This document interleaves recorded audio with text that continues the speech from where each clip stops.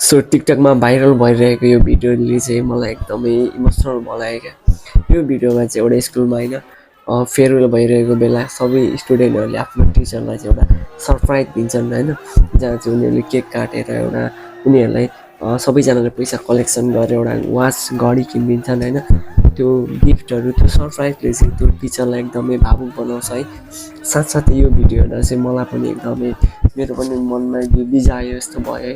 अनि मलाई पनि मेरो टिचरहरूको याद आयो, एकदमै राम्रो लाग्यो।